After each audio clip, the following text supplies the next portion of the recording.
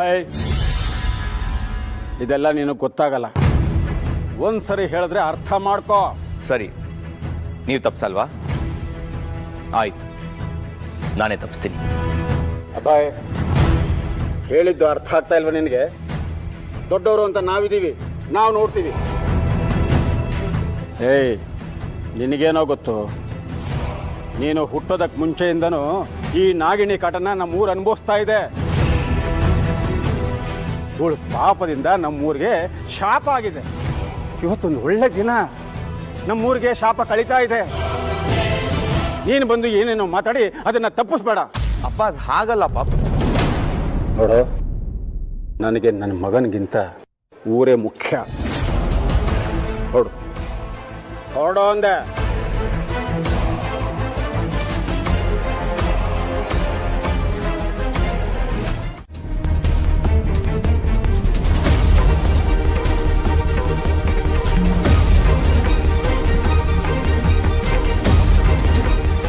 ನೆನಪಾಯ್ತಾ ಆದಿಶೇಷ? ಎಲ್ಲ ನೆನಪಾಯ್ತಾ? ನೀನು ಆದಿಶೇಷನ ಮಾನವ ರೂಪಿ ತ್ರಿಶೂಲ್ ಅನ್ನೋದು ತಿಳಿತಾ? ಯಾರು ನೀನು? ದಂಡಕ, ಆದಲಮ್ಮನ ಮಗ, ಮಹಾಮಾಂತ್ರಿಕ ದಂಡಕ. ಏ ಆದಿಶೇಷ, ನಿನ್ನ ದೇಹ ತ್ರಿಶೂಲದ್ದು, ಆದರೆ ನಿನ್ನ ಆತ್ಮ ಆ ಆದಿಶೇಷನದ್ದು. ನೀನು ಸಾಧಾರಣವಾದ ವ್ಯಕ್ತಿಯಲ್ಲ, ನಾಗಲೋಕದ ಮಹಾರಾಜ, ಮಹಾಶಕ್ತಿವಂತ, ಮಹಾಬಲ.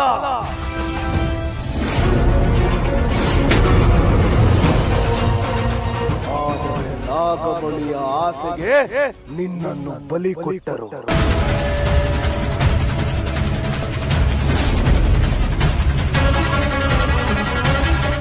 ಆದರೆ ನಿನ್ನಾಕೆ ನಾಗಿಣಿ ಮಾತ್ರ ಉಳಿದುಕೊಂಡರು. ನಿನ್ನ ಬಲಿಗೆ ಕಾರಣವಾದವರ ಮೇಲೆ ಸೇಡನ್ನು ತೀರಿಸಿಕೊಳ್ಳಲು ಅವಳು ಭೂಮಿಗೆ ಬಂದಳು. ಅಷ್ಟರಲ್ಲಾಗಲೇ ನಿನ್ನ ಜನನವಾಗಿತ್ತು. ನಿಮ್ಮಿಬ್ಬರಿಗೂ ಮದುವೆಯಾಯಿತು. ನಿನಗೆ ಅವಳು ಯಾರು ಎಂಬುದು ಗೊತ್ತಿಲ್ಲ, ಆದರೆ ಆಕೆಗೆ ನೀನು ಯಾರು ಎಂಬುದು ಗೊತ್ತು. ಈ ಒದ್ದಾಟದಲ್ಲಿ ನಿನ್ನ ದೇಹವೇ ಬದಲಾಗಿ ಹೋಯಿತು. ಈಗ ನೀನು ನನ್ನ ಬಂಧನದಲ್ಲಿದ್ದೀಯ.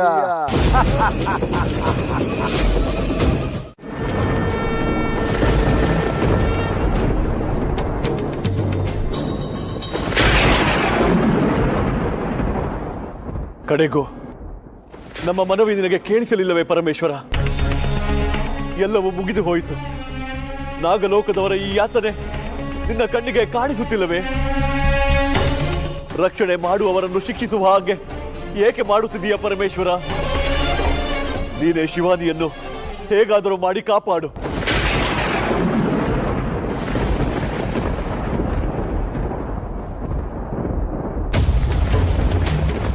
ಏಕೆ ಪರಮೇಶ್ವರ, ನಿನ್ನಿಂದ ಯಾವುದೇ ಪ್ರತಿಕ್ರಿಯೆ ಕಾಣಿಸುತ್ತಿಲ್ಲ? ನೀನು ಮೌನವಾಗಿದ್ದೀಯಾ ಎಂದರೆ ಅದರ ಅರ್ಥವಾದರೂ ಏನು? ಭೂಲೋಕದಲ್ಲಿ ನೋಡಿದರೆ ಎಲ್ಲವೂ ಅನರ್ಥವಾಗುತ್ತಿದೆ. ಅಂದರೆ ನಿನ್ನ ಮನದಲ್ಲಿ ಬೇರೆ ಏನಾದರೂ ಉದ್ದೇಶವಿದೆಯೇ? ಶಿವಾನಿಯನ್ನು ಬೇರೆ ಯಾರಾದರೂ ಕಾಪಾಡುತ್ತಾರಾ? ನೀನೇ ಮೌನವಾಗಿದ್ದಾಗ ಅವಳನ್ನು ಬೇರೆ ಯಾರಾದರೂ ಕಾಪಾಡಲು ಹೇಗೆ ಸಾಧ್ಯ? ಅವಳಲ್ಲಿ ನಾಗಶಕ್ತಿಯೂ ಇಲ್ಲ, ದೈವಶಕ್ತಿಯ ಬಲವೂ ಇಲ್ಲ. ಅವಳನ್ನು ಬಿಡಿಸಬೇಕಾದ ಆದಿಶೇಷ ದಂಡಕ ವನದಲ್ಲಿದ್ದಾನೆ.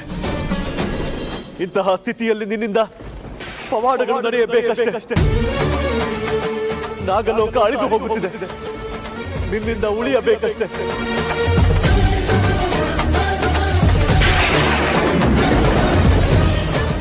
ನೀನು ಯಾಕೆ ಸುಮ್ಗೆ ಹಿಂಗೆ ಹೆದರ್ಕೊಂಡು ಸಾಯ್ತೀಯ?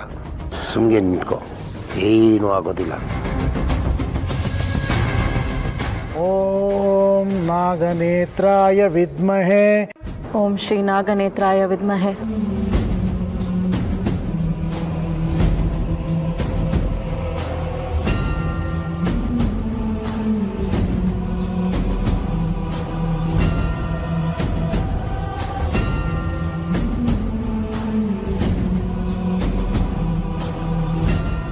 ಹೇಳಾಯ್ತಲ್ಲ, ಇನ್ನು ಏನು ಯೋಚನೆ ಮಾಡ್ತಿದ್ಯಾ? ಬೇಗ ಕಣ್ಣಮ್ಮನ ಕಣ್ಣನ್ನ ಕೈಗೆ ತಗೋ.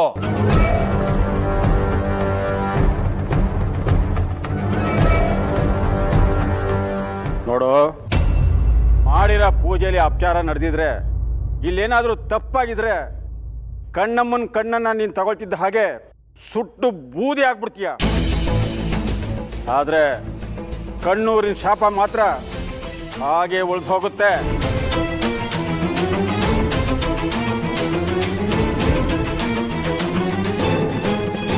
ಸರ್ವಶಕ್ತಾತ್ಮಿಕೆ ಓಂ ಶ್ರೀಮಾತಾಯೈ ನಮಃ, ಜಗದೀಶ್ವರ್ಯೈ ನಮಃ, ಶ್ರೀ ಕಣ್ಣಮ್ಮ ದೇವತಾಭ್ಯೋ ನಮಃ. ಎದ್ದೇಳಮ್ಮ.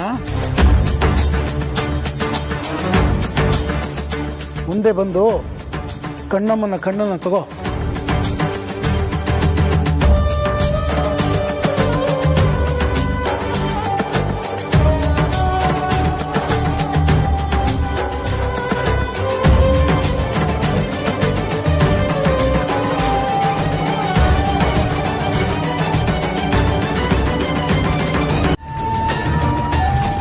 ಶಿವಾನಿಯ ಅಂತ್ಯವಾಗುತ್ತಿದ್ದರು. ಇಂತಹ ಸಂದರ್ಭದಲ್ಲೂ ಮೌನವನ್ನು ವಹಿಸಿರುವೆಯಲ್ಲ ತಂದೆ. ಒಂದು ವೇಳೆ ಶಿವಾನಿಯ ಅಂತ್ಯವಾದರೆ ನಾಗಲೋಕವು ಅಂತ್ಯವಾಗುತ್ತದೆ. ಬೇಡ ಬೇಡ ಭೋಲೆನಾಥ, ನನಗೆ ಆ ದಾರುಣವನ್ನು ನೋಡುವ ಶಕ್ತಿ ಇಲ್ಲ.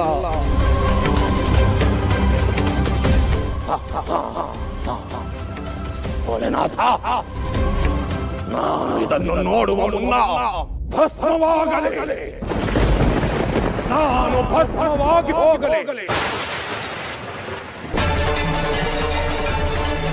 ಜೈ ಭೋಲೆನಾಥ.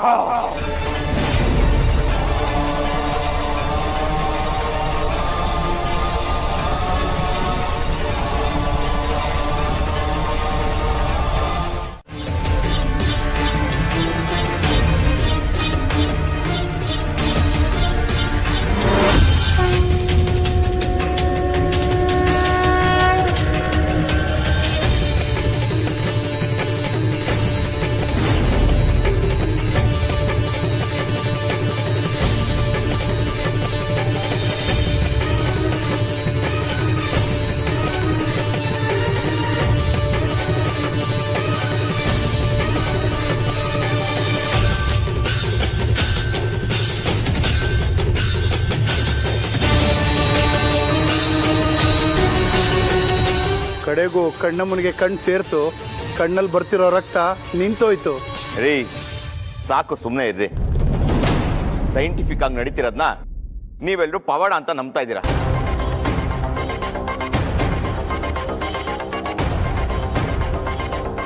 ಮೂಢನಂಬಿಕೆಗೆ ಒಂದು ಲಿಮಿಟ್ ಇರಬೇಕು. ನೀವೆಲ್ಲ ಮೂಢನಂಬಿಕೆಗೆ ಅಂಟ್ಕೊಂಡಿದ್ದೀರಾ. ಸಾಕ್ ನಿಲ್ಸೋ ಮಾರಾಯ. ವಿಜ್ಞಾನ ಅನ್ಕೊಂಡು ದೊಡ್ಡ ವಿಜ್ಞಾನಿ ತರ ಮಾತಾಡ್ತಿದ್ದಾನೆ. ನೀನೇ ನೋಡ್ದೆ ತಾನೆ, ಆ ನಾಗಿಣಿ ಡಬ್ಬಿ ತೆಗಿತಿದ್ದಂಗೆನೆ ಕಣ್ಣಮ್ಮನ ಕಣ್ಣು ಹೋಗಿ ಕಣ್ಣಮ್ಮಂಗೆ ಸೇರ್ಕೊಂಡಿದ್ದು.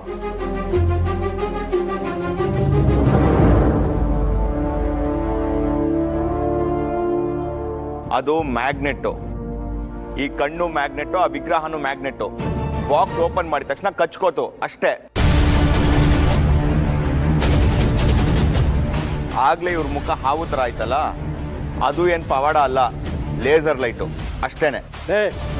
ಮೂಡ ಎಲ್ಲದಕ್ಕೂ ಉತ್ತರ ಸಿದ್ಧವಾಗಿರ್ತಿರ್ತಾರ. ನೋಡು, ಜನಗಳ ನಂಬಿಕೆನ ಹಾಳು ಮಾಡಬೇಡ, ಸುಮ್ಕಿದ್ಬಿಡು.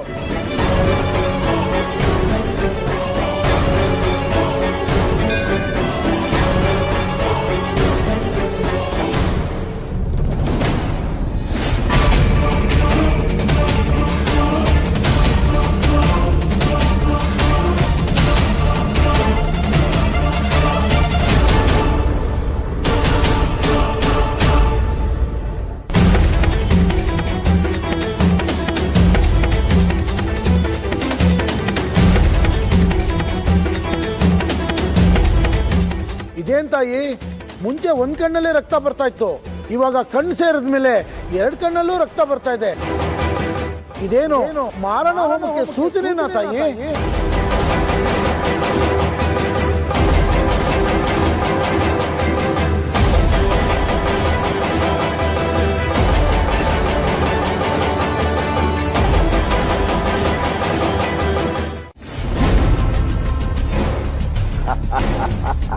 ತಾಯಿ ಮಾದಲಮ್ಮ, ನಿನ್ನ ಪರಮಶತ್ರು ಆ ಶಿವಾನಿಯ ಬಲಿಯಾಗುತ್ತಿದೆ.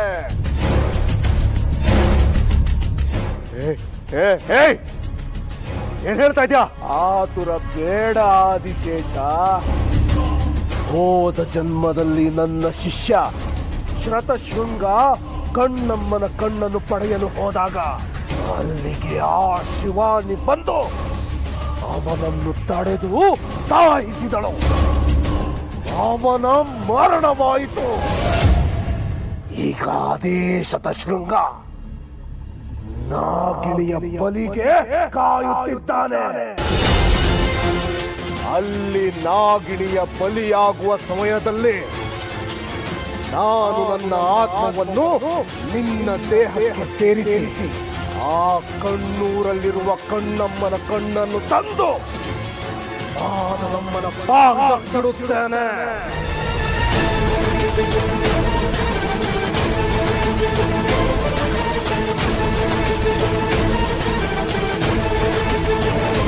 ದೇವರೇ, ಪರಮೇಶ್ವರ, ಶಕ್ತಿ ಇದ್ದರೂ ಇವನ ಮಂತ್ರ ಪ್ರಭಾವಕ್ಕೆ ಸಿಕ್ಕಿ ಅಸಹಾಯಕನಾಗಿದ್ದೇನೆ. ನನಗೆ ಎಲ್ಲವೂ ನೆನಪಾಗಿದೆ ದೇವರೇ. ನಿನ್ನ ಆಶೀರ್ವಾದದಿಂದ ಮಹಾಬಲನಾಗಿದ್ದ ನಾನು ಸಕಲ ಬಲವನ್ನು ಕಳೆದುಕೊಂಡು ನಿಷ್ಕ್ರಿಯನಾಗಿದ್ದೇನೆ. ಪರಮೇಶ್ವರ, ನನಗೆ ಶಕ್ತಿ ಕೊಡು. ನನಗೆ ಯಾವುದಾದರೂ ದಾರಿ ತೋರಿಸು. ನನಗೆ ಸರಿಯಾದ ದಾರಿ ತೋರಿಸು.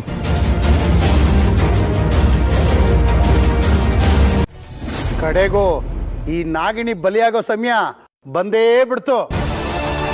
ನಮ್ಮೂರಿಗೆ ಬಡ್ದಿ ಶಾಪನ್ನು ತೊಲಗ್ತಾ ಇದೆ. ಇವಳು ಬಲಿ ಯಾವತ್ತೂ ಆಗ್ಬೇಕಾಗಿತ್ತು. ಇವಳು ಕೈಯಿಂದ ಕಣ್ಣಮ್ಮನ ಕಣ್ಣನ್ನ ಜೋಡಿಸಬೇಕಾದ ಕಾರಣದಿಂದ ತಡ ಆಯ್ತು. ಇನ್ನು ತಡ ಮಾಡೋ ಹಾಗಿಲ್ಲ. ತಡ ಮಾಡಿದ್ರೆ ಇನ್ನು ಯಾವ ಮಾಯಿದಾಟ ಆಡ್ತಾಳೋ ಏನೋ ಇವಳು. ಹಾಗೇನಾದ್ರೂ ಆದ್ರೆ ನಾವು ಇಷ್ಟು ದಿನ ಮಾಡಿದ ಕೆಲಸ ಒಳೆ ನೀರಲ್ಲಿ ಹುಣಸೆಹಣ್ಣು ತೊಳೆದ ಹಾಗಾಗುತ್ತೆ. ಶತಶೃಂಗ, ಬಲಿಪೀಠ ಸಿದ್ಧವಾಗಿದ್ಯಾ? ಅಯ್ಯೋ ವಸಂತಣ್ಣ, ನಾವೆಲ್ಲ ಇರ್ಬೇಕಾದ್ರೆ ನೀವ್ ಯಾಕೆ ತಲೆ ಕೆಡ್ಸ್ಕೊತೀರಾ? ನಿಮ್ ಬಲಿ ಪೀಠನೂ ಸಿದ್ಧವಾಗಿದೆ, ಬಲಿ ಕೊಡೋನು ಸಿದ್ಧವಾಗಿದ್ದಾನೆ. ನೀವು ಬನ್ನಿ ನನ್ನ ಜೊತೆ. ಏನಮ್ಮ, ನಾಗಿಣಿನ ಕರ್ಕೊಂಬನ್ನಿ, ತಪ್ಪಿಸ್ಕೊಂಡ್ಬಿಡ್ತಾಳೆ. ಇದೇನಿದು? ಉಮೇಶ್ ಫೋನ್ ರಿಸೀವ್ ಮಾಡ್ತಿಲ್ವಲ್ಲ? ಇಲ್ಲಿ ನಡೀತಿರೋ ಅನಾಹುತ ತಪ್ಪಿಸೋದಕ್ಕೆ ಪೊಲೀಸ್ ಫೋರ್ಸ್ ಬೇಕು. ನೋಡಿದ್ರೆ ಫೋನ್ ರಿಸೀವ್ ಮಾಡ್ತಿಲ್ಲ. ಅಭಯ್, ಅಭಯ್, ಅಲ್ಲಿ ಯಾವ್ದು ಸರಿ ಯಾವ್ದು ತಪ್ಪು ಏನು ಗೊತ್ತಾಗ್ತಾ ಇಲ್ಲ. ಏನೋ ಸಮಸ್ಯೆ ಆಗ್ತಿದೆ. ಎಲ್ಲರಿಗಿಂತ ನೀನೇ ಸರಿ ಅಂತ ಹಾರಾಡ್ತಿದ್ದೆ, ಇವಾಗ ನಿನಗೆ ಸಮಸ್ಯೆ ಆಗಿದ್ಯಾ? ನಿನ್ ಜೊತೆ ಮಾತಾಡೋದಕ್ಕೆ ಇಷ್ಟ ಆಗ್ತಿಲ್ಲ ಸಹಸ್ರ ನನಗೆ. ಅಭಯ್, ನಿನ್ನ ಹತ್ರ ಚರ್ಚೆ ಮಾಡೋಷ್ಟು ಸಮಯ ಇಲ್ಲ. ಅಲ್ಲಿ ಏನಾಗ್ತಿದೆ ಗೊತ್ತಾ?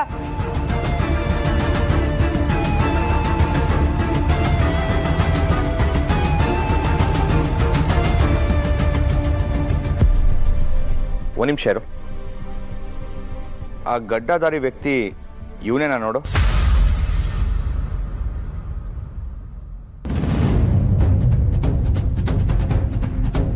ನಿನ್ ಲಾಜಿಕ್ ಪ್ರಕಾರ ಶಿವಾನಿ ನಿಜವಾಗ್ಲೂ ನಾಗಿಣಿ ಆಗಿದ್ರೆ ಇಷ್ಟು ಹೊತ್ತಿಗೆ ನನ್ನ ಸಾಯಿಸಿರ್ಬೇಕಿತ್ತು ತಾನೆ. ಎಲ್ಲ ಮರ್ತಿದ್ ನನ್ನನ್ನ ನಮ್ಮೂರಿಗೆ ಸೇಫ್ ಆಗಿ ಕರ್ಕೊಂಡ್ ಬಂದಿದ್ ಶಿವಾನಿನ ಕೊಲ್ಲಕ್ ನೋಡ್ತಿದಿರಲ್ಲ, ನಿಮ್ಗಳಿಗೆ ಬುದ್ಧಿ ಬೇಡವಾ? ಅಭಯ್, ನನ್ ದೀಪೇಶ್ವರಿ ಸುಳ್ಳು ಹೇಳಲ್ಲ ಅಭಯ್. ಆದ್ರೆ ಕಣ್ಣಾರೆ ಕಂಡಿದ್ದನ್ನ, ಕಿವಿಯಾರೆ ಕೇಳಿದ್ದನ್ನ ನಂಬಕ್ಕಾಗ್ತಾ ಇಲ್ಲ. ಧನಂಜಯ ಅನ್ನೋನು ಜಿನ್ನಿನ ಸಹಾಯಕನಾಗಿ ಯಾಕೆ ಬರ್ತಾನೆ? ಅರ್ಥ ಆಗ್ತಿಲ್ಲ ಅಲ್ವಾ? ನಿನಗೆ ಅರ್ಥನೂ ಆಗಲ್ಲ. ಅನ್ಯಾಯವಾಗಿ ಒಂದ್ ಹೆಣ್ಣಿನ ಬಲಿ ಆಗ್ತಿದೆ. ಇದಕ್ಕೆ ನೀನು ಕಾರಣ ಆಗ್ತೀಯ ಸಹಸ್ರ. ಇನ್ನನ್ ಸುಮ್ಮನೆ ಇರೋದ್ರಲ್ಲಿ ಅರ್ಥನೇ ಇಲ್ಲ. ಈ ಜನ್ಮದಲ್ಲಿ ಮತ್ತೆ ಹುಟ್ಟು ಬಂದು ಆ ಶಿವನಿನೇ ಕಣ್ಣಮ್ಮನ್ ಕಣ್ ತೆಗ್ದಿದ್ದು ಅಂತ ಈ ಊರಿನ ಜನಕ್ಕೆಲ್ಲ ನಂಬಿಸ್ದೆ. ಈಗ ಅವರಿಂದಾನೇ ಇವಳು ಬಲಿ ಆಗುವ ಹಾಗೆ ಮಾಡ್ತಿದ್ದೀನಲ್ಲ, ಇದನ್ನೆಲ್ಲ ನೋಡ್ತಾ ಇದ್ರೆ ನಾಗಮಣಿ ನನಗೆ ಸೇರ್ಬೇಕು ಅಂತ ಅನಿಸ್ತಾ ಇದೆ. ಕಮಾಶ್, ಏನಾಗಿದೆ ನಿಮ್ಗೆ? ಯಾಕೆ ಒಬ್ರಿಗೆ ಒಬ್ರು ಹೀಗೆ ಯಾವಾಗ ಕಿತ್ತಾಡ್ಕೊಂಡು ಸಾಯ್ತಾ ಇರ್ತೀರಿ? ಅಕ್ಕಲಿಲ್ಲ? ಯಾಕೆ ಯಾವಾಗ್ಲೂ ಇಬ್ರು ಹೀಗೆ ಜಗಳಗೆ ಮಾಡ್ಕೊಂತಾ ಇರ್ತೀರಿ? ಆ ದಂಡಕ ಅಸ್ಲಿ ದೀಪನ ಮುಚ್ಚಿಟ್ಟು ಜೂಟ ದೀಪನ ಬದಲಾವಣೆ ಮಾಡೋದ್ರಿಂದ ನಾವು ಎಲ್ಲ ಬದುಕೊಂಡ್ವಿ.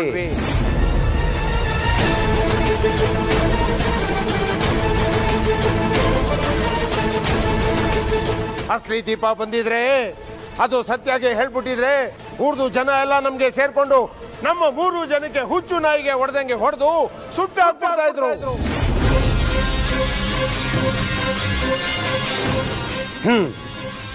ಆ ದಂಡಕ ದೀಪಾಗೆ ಬದಲಾವಣೆ ಮಾಡಿ ನಮ್ದು 3 ಜನದು ಪ್ರಾಣ ಉಳಿಸಿದ್ದಾನೆ. ಈಗ ಎಲ್ಲ ಸರಿ ಹೋಗಿದೆ ಅಲ್ಲ, ಮತ್ತೆ ಯಾಕೆ ನೀವಿಬ್ರು ಹಿಂಗೆ ಕಿತ್ತಾಡ್ಕೊಂಡು ನಾಯಿಗಳ ತರ ಸಾಯ್ತಾ ಇದ್ದೀರಿ?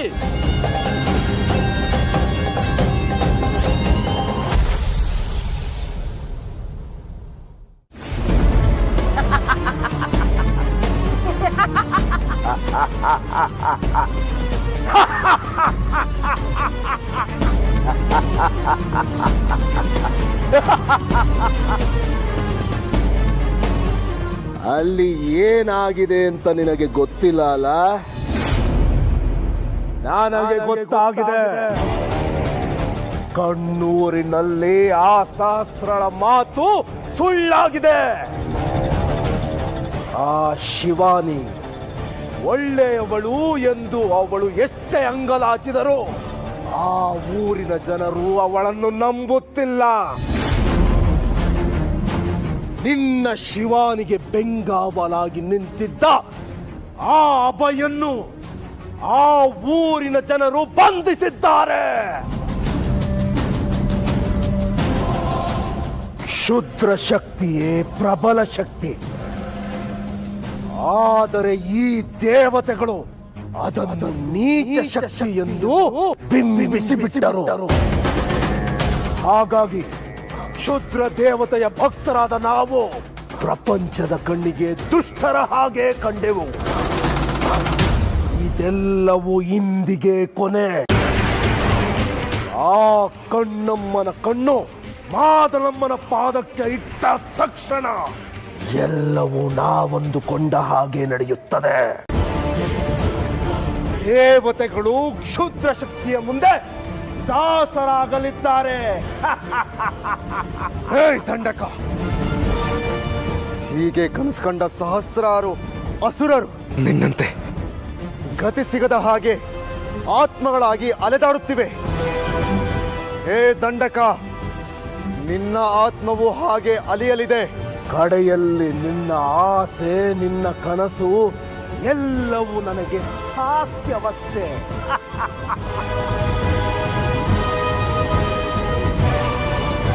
ಇನ್ನು ತಡವೇ ಇಲ್ಲ. ಇನ್ನು ಕೆಲವೇ ಕ್ಷಣಗಳಲ್ಲಿ ನಿನ್ನ ಪಟ್ಟದ ರಾಣಿ ಆ ನಾಗಿಣಿ ಜೈ ಮಾದಲಮ್ಮ.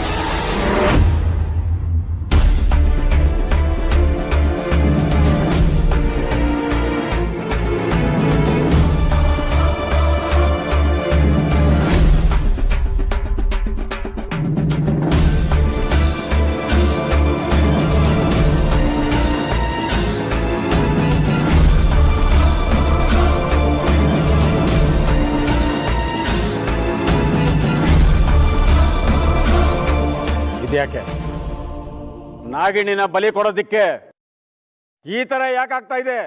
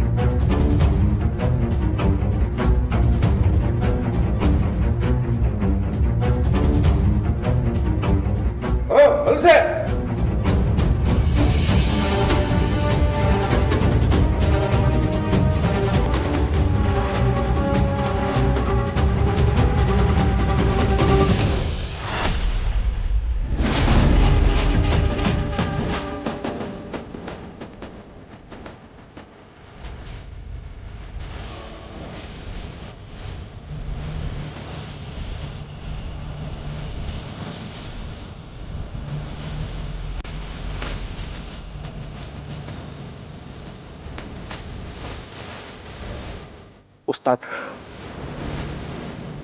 ಆ ಶಿವ ನಿನ್ನ ಸಾಯಿಸೋಕೆ ಹೋದ್ರೆ ಇಷ್ಟೆಲ್ಲ ಅಡ್ಡಿ ಯಾಕೋ ಬಾಣ ನಮ್ಮ ಕಡೆನೇ ತಿರುಗ್ತಾ ಇದೆ ಅಂತ ಅನ್ಸತ್ತೆ. ನಾವು ಸಿಗಾಕೊಳ್ಳೋದು ಖಂಡಿತ. ಈಗ ಏನ್ ಮಾಡೋದು ಉಸ್ತಾದ್? ನಿನ್ನ ಆತ್ಮಕ್ಕೆ ಒಂದಿಷ್ಟು ದಿನ ದೇಹವಾದವನು. ಅಭಯ್, ನಿನಗೆ ಒಂದು ವಿಷಯ ಗೊತ್ತಾ? ನಿನ್ನ ದೇಹದಲ್ಲಿ ಇವನ ಆತ್ಮಕ್ಕೆ ಜಾಗ ಕೊಟ್ಟ ಹಾಗೆ ನನ್ನ ಆತ್ಮವನ್ನು ಇವನ ದೇಹಕ್ಕೆ ಸೇರಿಸುತ್ತಿದ್ದೇನೆ. ಇದು ಈ ದಂಡಕನವನ ತಾಯಿ ಮಾದಲಮ್ಮನ ನೆಲ. ನೀನು ಏನು ಮಾಡಿದರೂ ಇಲ್ಲಿ ಪ್ರಯೋಜನಕ್ಕೆ ಬರುವುದಿಲ್ಲ. ಮಹಾಶಕ್ತಿವಂತ ಈ ಆದಿಶೇಷನನ್ನೇ ಬಂಧಿಸಿದ ನನಗೆ ನೀನ್ಯಾವ ಲೆಕ್ಕ? ನಿನ್ನ ಕಣ್ಣೆದುರಿಗೆ ಇವನ ದೇಹಕ್ಕೆ ನನ್ನ ಆತ್ಮವನ್ನು ಹೇಗೆ ಸೇರಿಸುತ್ತೇನೆ ನೋಡು. ಜೈ ಮಾದಲಮ್ಮ.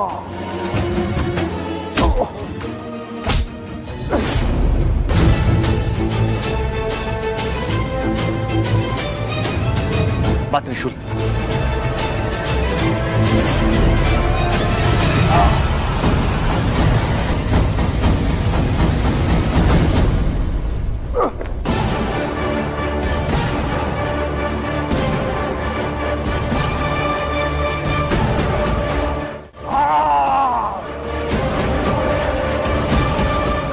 ತಾಯೇ ಮಾದಲಮ್ಮ, ನಿನ್ನ ನೆಲದಲ್ಲಿ ನಿನ್ನ ಮಗನಿಗೆ ಸೋಲೆ.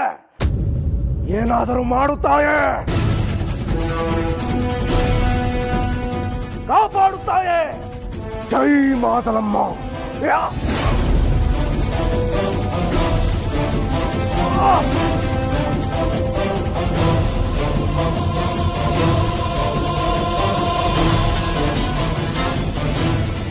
ಕುಂದಾರ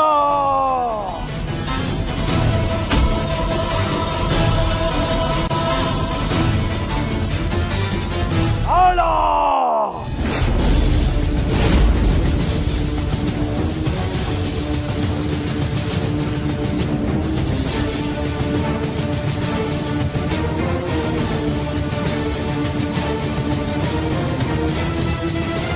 ತಾಯಿ ಮಾದಲಮ್ಮ, ಈ ಶತ್ರು ನಮ್ಮ ನೆಲದಲ್ಲಿ ಕಾಲಿಟ್ಟೊಡನೆ ನಮ್ಮವರ ಸಾವಾಗುತ್ತಿದೆ ತಾಯೇ.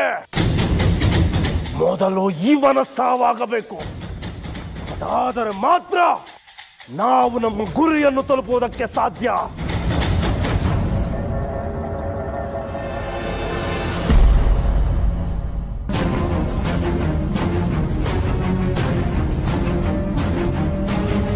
ಏನ್ ನೋಡ್ತಾ ಇದ್ದೀರಾ? ಸಮಯ ಮೀರ್ತಾ ಇದೆ, ಕೂರ್ಸಿ.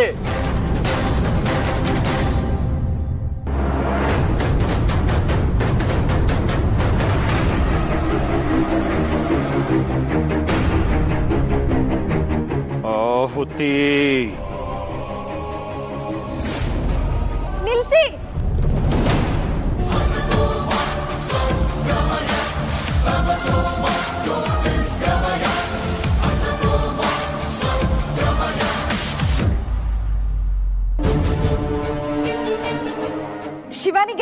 ಕೊಡ್ಬೇಡಿ. ಈ ನಾಗಿಣಿ ನಿನ್ನ ಮತಿ ಭ್ರಮಣೆ ಮಾಡಿ ದಿಕ್ಕು ತಪ್ಪಿಸೋ ಹಾಗೆ ಮಾಡ್ತಿದ್ದ. ನೀನ್ ಸ್ವಲ್ಪ ಸುಮ್ನಿರೋ. ಆಹುತಿ,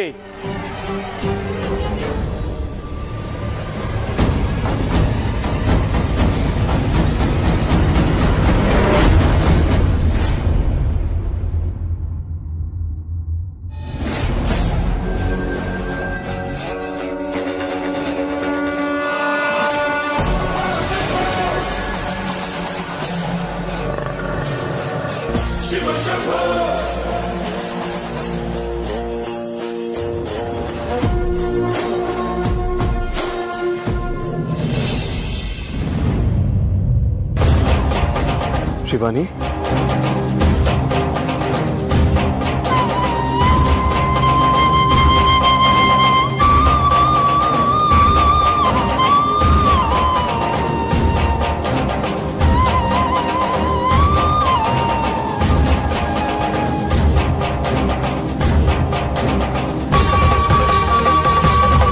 ಶಿವಾನಿ, ನಿನಗೇನು ಆಗಿಲ್ಲ ತಾನೆ?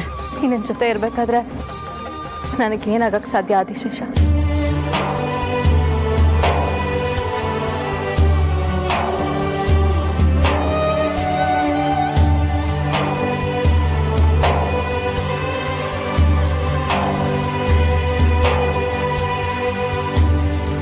खत्म हो गया, सब खत्म हो गया.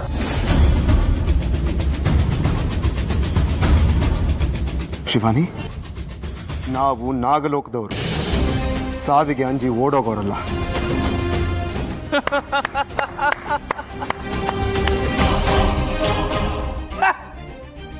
ಒಂದು ನಾಗನ ಬಲಿ ಕೊಡ್ಬೇಕು ಅನ್ನುವಾಗ ಇನ್ನೊಂದು ನಾಗನು ಬಂದಿದೆ. ಏನು ಮುಖ ಮುಖ ನೋಡ್ತಿದ್ದೀರಾ? ಹಿಡ್ಕೊಳ್ಳಿ ಅವನ್ನ. ತುಳ್ದಾದ್ಮೇಲೆ ಅವಂದು ಬಲಿ ಕೊಡೋಣ. ಹೈ, ಬಿಡಿ ಅವನ್ನ. ಅಯ್ಯೋ, ಅವರಿಬ್ರು ಒಳ್ಳೆಯವರು, ಅವ್ರಿಗೇನು ಮಾಡಬೇಡಿ, ಬಿಡಿ ಅವ್ರನ್ನ. ಅಬ್ಬಾಯ್,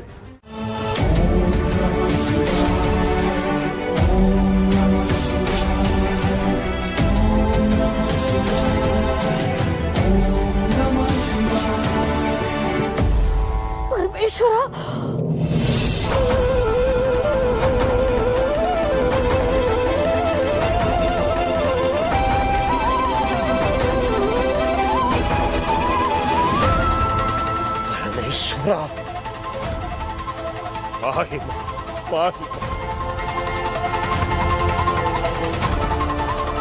ನಾಗಮಾತ,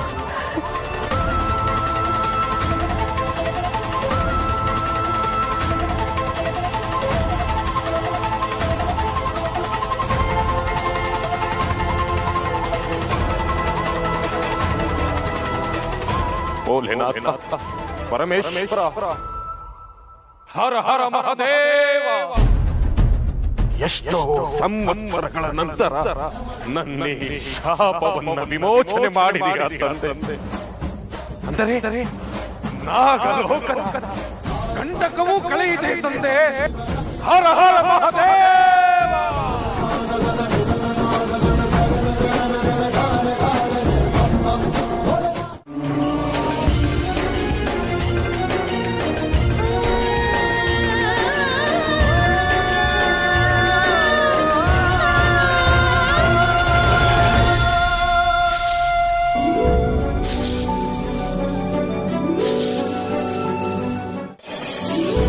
ವೈದ್ಯರೇ, ನೀವು ಹೇಳಿದ್ದೀರಿ ನಾಗಮಣಿ ಸಿಕ್ಕರೆ ನಾಗಮಾತ ಗುಣವಾಗುತ್ತಾರೆ ಎಂದು.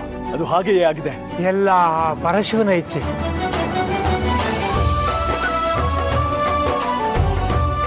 ಕೇಳಿ ನಾಗ ಸೈನಿಕರೇ, ನಾಗಮಣಿಯೊಡನೆ ಬರುತ್ತಿರುವ ಆದಿಶೇಷ ಮತ್ತು ಶಿವಾನಿಯ ಸ್ವಾಗತಕ್ಕೆ ನಾಗಲೋಕ ತಯಾರಾಗಲಿ. ನಾಗ ಬೀದಿಗಳು ವಿಜೃಂಭಿಸಲಿ. ಗುರುದೇವ, ಶಿವಾನಿ ಮತ್ತು ಆದಿಶೇಷ ಮಾತ್ರ ಬರುತ್ತಿಲ್ಲ. ಈ ನಾಗಲೋಕಕ್ಕೆ ಸಿಂಧೂರವಾಗಬೇಕಾದವಳು ಕೂಡ ಬರುತ್ತಿದ್ದಾಳೆ. ಮಾತೆ, ಯಾರ ಬಗ್ಗೆ ಹೇಳುತ್ತಿರುವಿರಿ? ಶಿವಾನಿಯ ಹೊಟ್ಟೆಯಲ್ಲಿ ಸಾಕ್ಷಾತ್ ಪರಾಶಕ್ತಿಯ ಅಂಶವಿರುವ ಹೆಣ್ಣು ಮಗಳಿದ್ದಾಳೆ. ನನ್ನ ಮಗ ಆದಿಶೇಷನ ಮಗಳು ಈ ನಾಗಲೋಕದ ಪಟ್ಟದರಸಿ ಬರುತ್ತಿದ್ದಾಳೆ.